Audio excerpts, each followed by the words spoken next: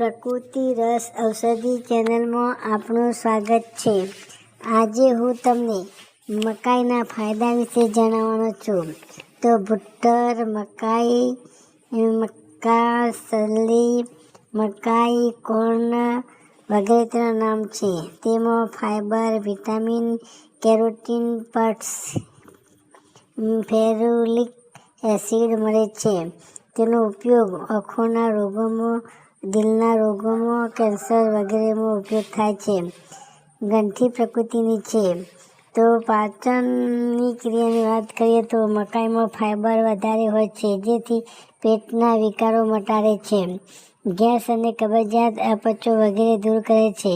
અને 1 કપ મકાઈમાં 27 ગ્રામ કાર્બોહાઈડ્રેટ હોય છે.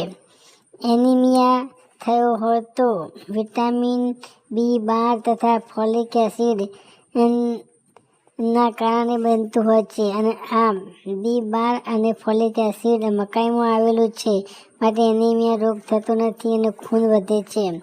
તુરંત ઉર્જા આપે છે. મકાઈમાં સ્ટાર્ચ અને કાર્બોહાઈડ્રેટ વધારે હોય છે, જેથી ખાવાથી તરત જ ઉર્જા મળે છે. વજન વધારે છે. તો શરીર પાતળું હોય તેને માટે મકાઈ ખાવી સારી છે. તે કેરોટીન તથા કાર્બોહાઈડ્રેટ હોય છે, જે શરીર પર મોસ લગાડે છે અને વજન પર વધારે છે. દિલ માટે સારું છે. મકાઈના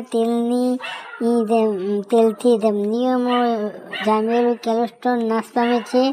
વળી તેમાં ઓમેગા-3 હોય છે અને ફેટી એસિડ પણ બરાબર હોય છે, માટે એટેક આવતું નથી. આંખોની રોશની વધારવા માટે મકાઈ સારી છે, કારણ કે વિટામિન A હોય છે, જેથી આંખોની રોશની વધારે છે.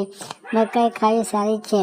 કેન્સરનો રોગ થતો હોય કે થવાની શક્યતા હોય તો મકાઈમાં કેન્સરના કોષોને નાશ કરવાનો ગુણ રહેલો છે. નવા થવા દેતો નથી, તેથી લીવરની ગાંઠને પણ તે મટાડે છે. સગર્ભા સ્ત્રી માટે મકાઈમાં ફોલિક એસિડ હોય છે, તેથી તત્વના અભાવથી બાળક કમજોર બનતું હોય છે અને કુપોષણ બનતું હોય છે, માટે મકાઈ ખાવી એ સારી છે. મગજ સંબંધી રોગો જોઈએ તો મકાઈ ખાવાથી મગજ સંબંધી રોગો મુક્ત થવાય છે. બાલ ઝડવા ઋષિ મકાઈ ખાવાથી બાલ ઝડતા નથી, ઋષિ પણ થતી નથી. 100 ગ્રામ મકાઈમાં કેલેરી 365, વસા 47, સોડિયમ 35, પોટેશિયમ 287 mg અને કાર્બોહાઈડ્રેટ 74 ગ્રામ અને પ્રોટીન 9 ગ્રામ આવેલું હોય છે. ડાયાબિટીસ થતી હોય તો મકાઈનો રોટલો ખાવાથી ડાયાબિટીસ કંટ્રોલમાં રહે છે. હાઈ બીપી થતી હોય તો મકાઈની ખાવાથી હાઈ બીપી, હાઈ બ્લડ પ્રેશરને એક લેવલમાં રાખે છે અને ગ્રંથિઓને સક્રિય કરે છે.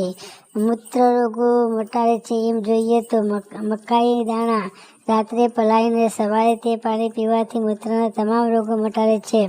ઉલટી થતી હોય તો મકાઈના થોથાને બાળીને રાખ બનાવવી અને મધ સાથે ચાટવાથી તરત જ ઉલટી બંધ થઈ જાય છે. કુકર ખાંસી થઈ હોય તો મકાઈનું થોથું સળગાવીને તેની રાખ બનાવવાની અને થોડું મીઠું નાખીને અડધી ચમચી લેવાથી કૂતા ખાંસી મટી જાય છે. પાચનની વાત કરીએ તો મકાઈ ખાઈને છાશ પીવાથી જલ્દી પાચન થાય છે.